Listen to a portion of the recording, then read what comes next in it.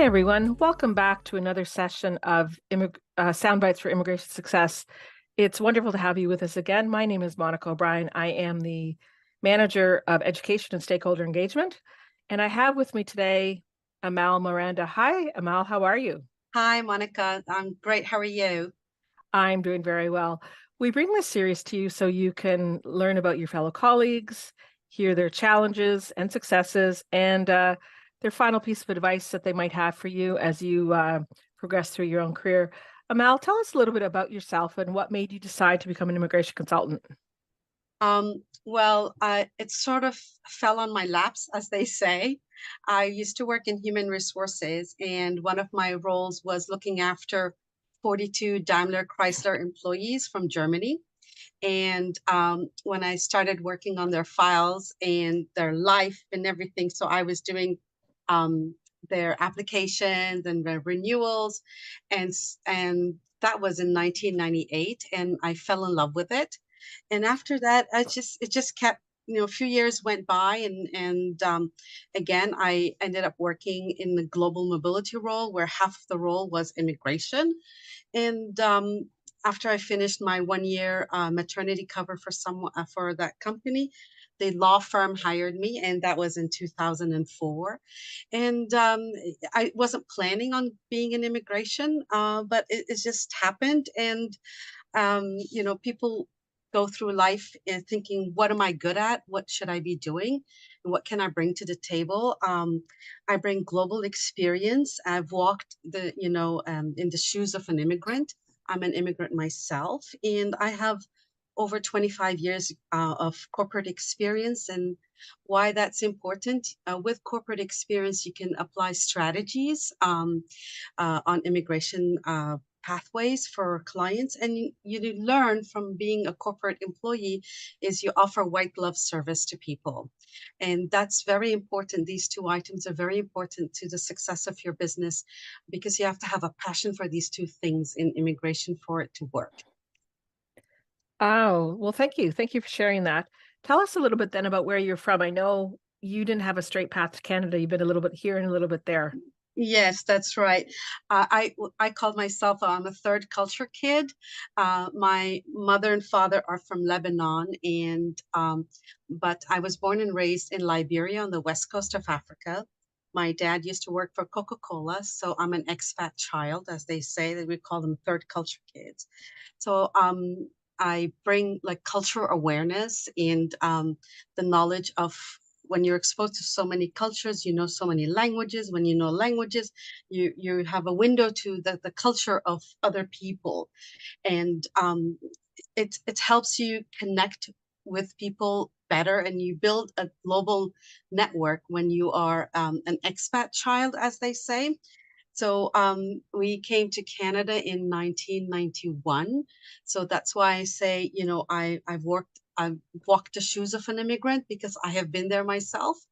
And I understand all the fears that immigrants go through. And I want to help them feel like, hey, you know what? I'm here for you, whatever you need, not just immigration, but you can lean on me to help you land, solid when you arrive.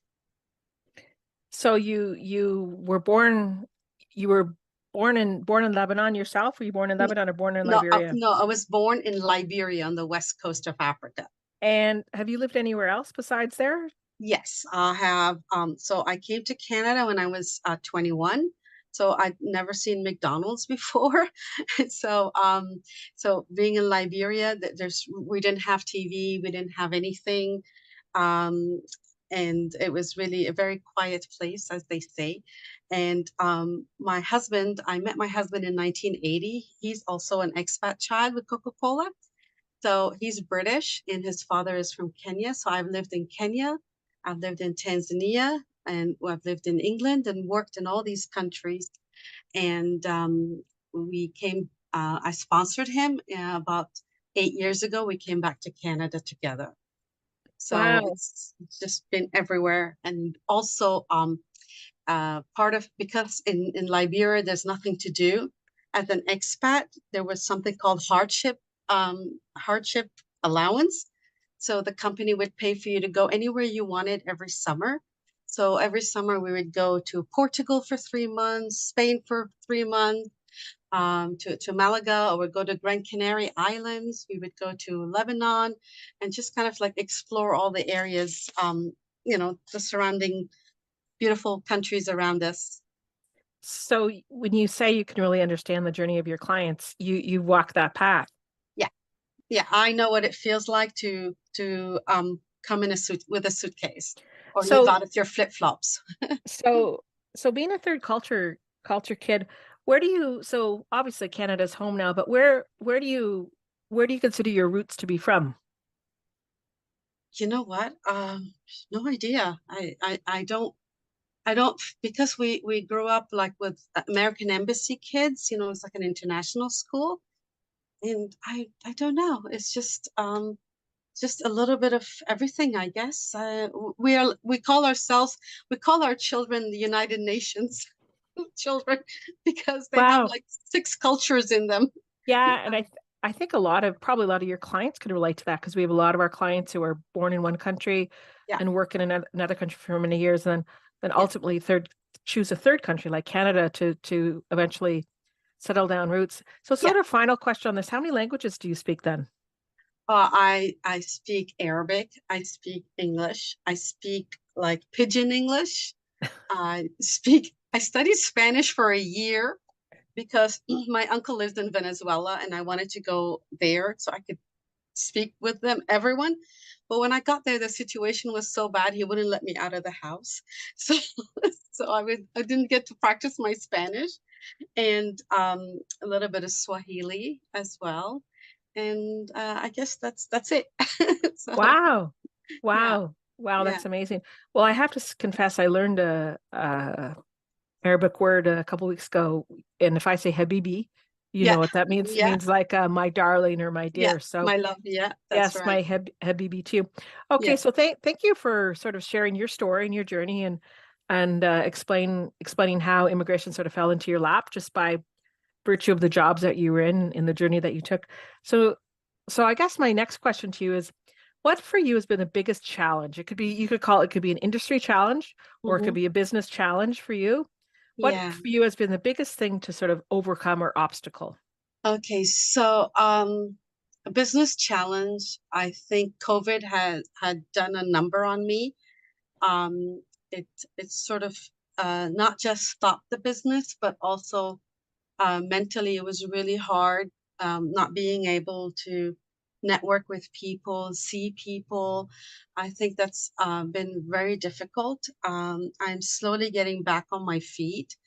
The hardest thing about having being an immigration consultant is that it's very lonely sometimes when you're used to working in a corporate office. There is no cooler to go and talk to anyone. There's no after, like, when I worked in England as well, there's always the pub to go to. There was just, yeah, it's hard. So I try to get out more often and see people. And yeah, it's hard sometimes. So Yeah, that's the biggest challenge. and for you, of course, you had a set of twin girls within Yes. this period as well. And how old Yeah. are your girls now? They're 3 years old. Two little girls, twins. So not only did COVID hit, but you also had babies during this time, so you had Yeah, all that challenge as well. yeah, yeah. Twin babies that nobody knows because of I COVID. I know. So okay, so then how are you working to overcome this challenge of your loneliness? Like I know things that you're doing, but why don't you tell the audience things that you're Yeah, doing? I think being yeah. a member of CAPIC has really worked for you. Yes, definitely. Without CAPIC, CAPIC is my backbone. I show up every day knowing that CAPIC is there for me. Um, because if you didn't have your community, we are, CAPIC is your community.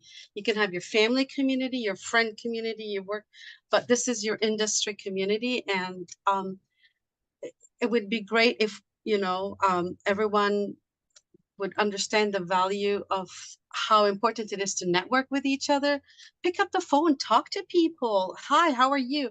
Let's have lunch, Zoom together. Let's go out. I'm constantly trying to get people to go out and see each other because we have to do this because why let other professions be better than us? Because we are good at what we do.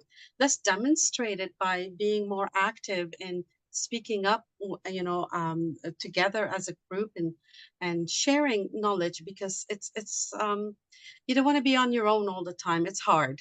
It is. Well, that's where COVID is a double-edged sword. Yeah, It's forced a lot. It's caused a loneliness, and yeah, but it also made people pivot and made us go to Zoom. And now, and I'll tell you, Amal, as somebody who drives the education at CAPIC, a lot of people want their events by Zoom now. They like the convenience of not having to leave their office or their home, and they can just dial in and multitask.